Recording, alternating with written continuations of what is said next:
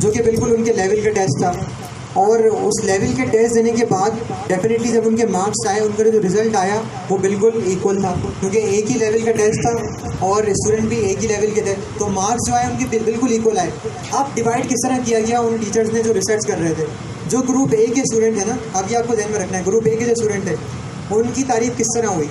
उनकी तारीफ हुई कि यू आर स्मार्ट, यार तुम तो बहुत ही बेहतरीन स्टूडेंट हो, तुम तो बहुत ही इंटेलिजेंट स्टूडेंट हो, तुम तो बहुत ही ज़हीन स्टूडेंट हो।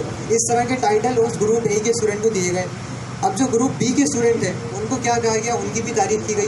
तारीफ़ उनकी इस तरह की गई कि आपने यकीनन इस टेस्ट को पास करने के लिए बहुत ही सख्त मेहनत की होगी, आपने यकीनन बहुत ही हार्ड वर्क किया होगा, आपने यकीनन बहुत स्ट्रगल की होगी, तभी आपने टेस्ट को पास किया। अब हम थोड़ा सा देखेंगे भाई यहाँ पर क्या क्यों कैसे डिफ्रेंशिएट किया जा रहा है।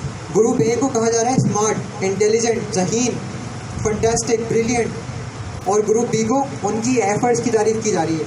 अब आगे क्या हुआ, रिसर्च का मज़ा आगे आता है। अब आगे उनको जब एक टफ टेस्ट दिया गया, अब ये तो रिजल्ट बिल्कुल सेम आ गए क्योंकि एक ही लेवल का टेस्ट था, लेकिन आगे चल के उनको मज़ीद मुश्किल टेस्ट दिया गया। और मुश्किल टेस्ट देने के बाद उनको चॉइस दी गई कि क्या आप इस टेस्ट को एक्सेप्ट करते हैं, यानी इस टेस्ट को सॉल्व करना चाहते हैं या नहीं चाहते। तो हैरत अंगेज़ बात ये सामने आई कि जो ग्रुप ए के स्टूडेंट थे जिनको इंटेलिजेंट, स्मार्ट, ब्रिलियंट कहा गया था, उन्होंने उस टेस्ट को एक्सेप्ट करने से ही मना कर दिया कि भाई ये टेस्ट तो बहुत मुश्किल है, हमारे लेवल का नहीं है और हम इस टेस्ट को अटैम्प्ट करना ही नहीं चाहते। जबकि ग्रुप बी के स्टूडेंट को जब चॉइस दी गई तो उन्होंने फ़ौरन खुशी से उस टेस्ट को एक्सेप्ट किया और उस टेस्ट को सॉल्व किया। अब नंबर कितना है वो अलग बात है, लेकिन ये कैसा क्यों हुआ, उसकी वजह साइकोलॉजिस्ट ये बताते हैं कि जो ग्रुप ए के स्टूडेंट है जिनको इंटेलिजेंट, स्मार्ट और ज़हीन कहा गया था, इनको हम कहते हैं साइकोलॉजी की ज़बान में पॉजिटिव लेवल्स, यानी उन्हें पॉजिटिव लेवल हमें दिए। तो उनके अंदर ये खौफ पैदा हो गया कि कहीं हम कोई ऐसी बात ना कर दें टीचर्स के सामने जिसकी वजह से हम उनके सामने स्मार्ट नज़र ना आए। सारी बात समझ में, क्योंकि अगर वो उनको लगता था कि अगर वो हार्ड टेस्ट को सॉल्व करें और हार्ड टेस्ट को, मुश्किल टेस्ट को सॉल्व करने के बाद उनके नंबर अच्छे नहीं आए तो हम क्या हो जाएंगे भाई, हम तो इंटेलिजेंट रहेंगे नहीं, हम तो स्मार्ट रहेंगे नहीं, हम तो उनके सामने डफर बन जाएंगे, हम तो नालायक बन जाएंगे। तो सिर्फ इस सोच के लिए, इस सोच की वजह से वो चाहते थे कि हम इंटेलिजेंट बने रहें, स्मार्ट बने रहें टीचर्स के सामने। तो ये फिक्स्ड माइंडसेट टीचर्स ने खुद बच्चों के अंदर मुंतकिल किया। अब जो ग्रुप बी के स्टूडेंट है उन्होंने टेस्ट को एक्सेप्ट क्यों किया, अब उनकी तारीफ किस तरह हुई थी, एफर्ट्स के ऊपर। आपने तो बहुत ही सख्त मेहनत की है, आपने तो बहुत ही हार्ड वर्क किया है, आपने तो बहुत ही यानी इसमें मेहनत की है, जद्दोजहद की है, तब जाके आपके नंबर अच्छे आए। तो उनके जहन में एफर्ट का लफ्ज़ बैठा हुआ था कि भाई हमने पहले एफर्ट की है तो हमारे नंबर अच्छे आ गए, अब हम मज़ीद एफर्ट करेंगे तो मज़ीद नंबर अच्छे आ जाएंगे, और नहीं भी आए तो हम उससे बहुत कुछ सीख लेंगे। तो ग्रुप ए के स्टूडेंट में फिक्स माइंडसेट पैदा किया गया और ग्रुप बी के स्टूडेंट में ग्रोथ माइंडसेट पैदा किया गया। अगली बात, अब उनको चॉइस नहीं दी गई। पहले तो यहाँ पर चॉइस दी गई थी जो उन्होंने रिजेक्ट कर दिया ग्रुप ए वालों ने, ग्रुप बी वालों ने एक्सेप्ट किया। अब उनको टेस्ट दे दिया गया कि भाई आप जो है वो लीजिए और टेस्ट सॉल्व कीजिए, इसके अलावा आपकी कोई यानी चॉइस नहीं है, आपको टेस्ट जो है वो सॉल्व करना ही करना है। आपको पता है रिज़ल्ट क्या आया, शुरू में रिज़ल्ट क्या था, सेम, बिल्कुल सेम रिज़ल्ट था, इधर भी 80 नंबर, इधर भी 80 नंबर। लेकिन अब क्या हुआ, जिन बच्चों की तारीफ़ की गई थी intelligent, smart, genius, fantastic, brilliant बोलकर, उनके नंबर कम आए, उनके नंबर पहले से कम आए।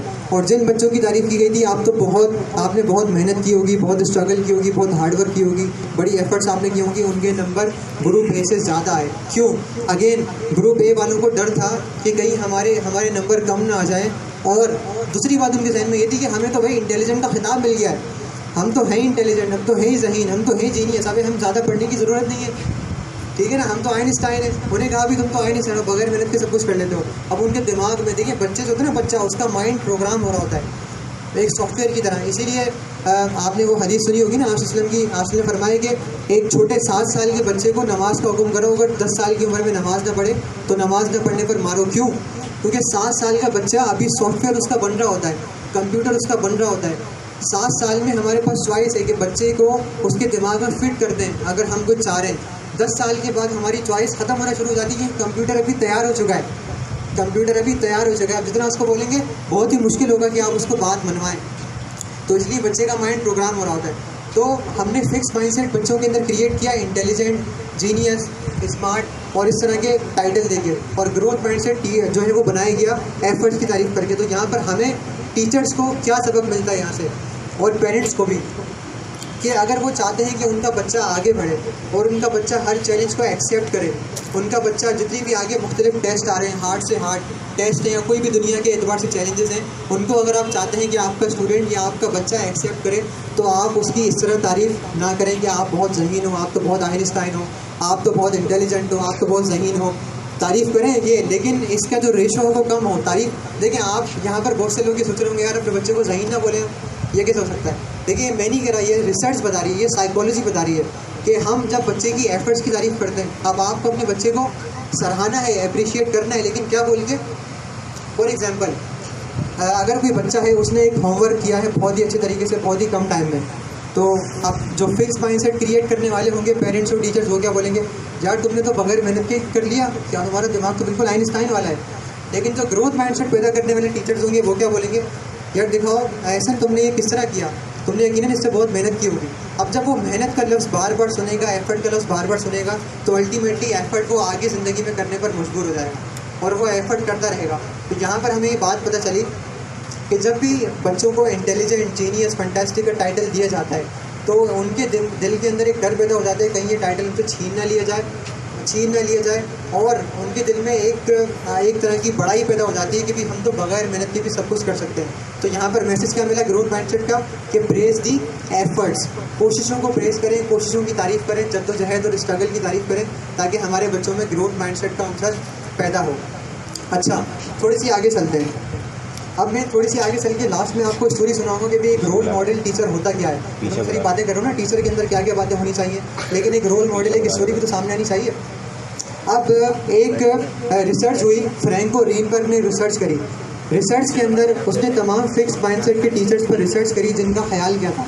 अब ये फिक्स माइंडसेट के जो नज़रियात हैं वो हमारे सामने आ रहे हैं कि वो क्या सोचते हैं बच्चों के बारे में। किसी टीचर का यह ख्याल था कि जो बच्चे हैं उनका इंटेलेक्चुअल पावर तब्दील नहीं हो सकता, यानी जो उनकी इंटेलिजेंस है वो तब्दील नहीं हो सकती।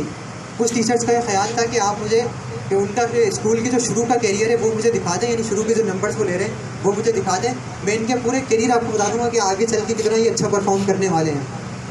उसका यह ख्याल था कि जो नंबर्स हैं बच्चों के वो हमेशा फिक्स रहते हैं, तब्दील नहीं हो सकते। फिर उन टीचर्स को स्टडी करने के बाद उनके बच्चों को स्टडी किया गया स्कूल के, क्या वाकई ऐसा है या नहीं है, तो वाकई ऐसा हुआ। जिन टीचर्स का ख्याल है कि हमारे बच्चे हमारे कंट्रोल में नहीं है और हम इनकी इंटेलेक्चुअल पावर तब्दील नहीं कर सकते, वैसे ही बच्चे उनके यकीन से असर ले रहे थे। एक बच्ची का वाक़या मैंने पढ़ा एक किताब में, वो कहती है कि मैं मैथ के अंदर बहुत ही एक्सेप्शनली वेल थी, हर सवाल अलजबरा का हो, ट्रिग्नोमेट्री का हो, बहुत ही अच्छी तरीके से सॉल्व करती थी और दूसरी लड़कियों से बहुत ही आगे थी। लेकिन मैं ऐसी टीचर के पास मैंने एडमिशन लिया ट्यूशन के लिए जो ये समझती थी कि लड़कियां मैथ में अच्छी नहीं होती, जिनका ये ख्याल था। तो कहा कि मैथ में मेरे अच्छे होने के बावजूद उनके सिर्फ बिलीव था कि लड़कियां मैथ में अच्छी नहीं होती, मेरे नंबर कम होना शुरू हो गए।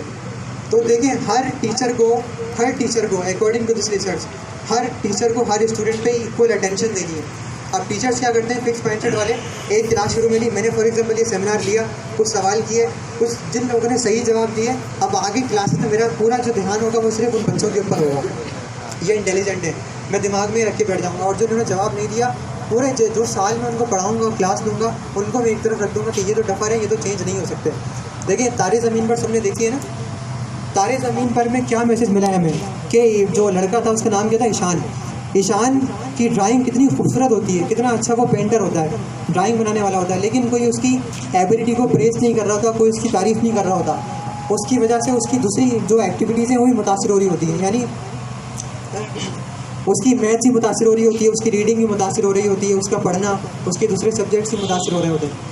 लेकिन फिर आमिर खान आता है और आमिर खान आने के बाद सिर्फ उसकी एक एबिलिटी को तारीफ़ करता है और उसकी एक एबिलिटी को पॉलिश करता है, और उसकी एक एबिलिटी को पॉलिश करने के बाद नतीजा क्या निकलता है कि उसकी ना सिर्फ ड्राइंग बल्कि दूसरे सब्जेक्ट्स के ऊपर भी वो उसके नंबर अच्छे आना शुरू हो जाते हैं। तो सिर्फ हमें ये देखना है कि हमारे स्टूडेंट में कौन सी ऐसी क्वालिटी है जो यूनिक है। मारवा कॉलिंस, जिसकी मैं आखिरी में कहानी सुनाऊंगा, वो कहती है कि हर बच्चे के अंदर कोई ना कोई यूनिक बात है जो छुपी हुई होती, दूसरे बच्चों के अंदर जो नहीं होती, और हर टीचर का ये काम है कि उस यूनिक बात को निकाल कर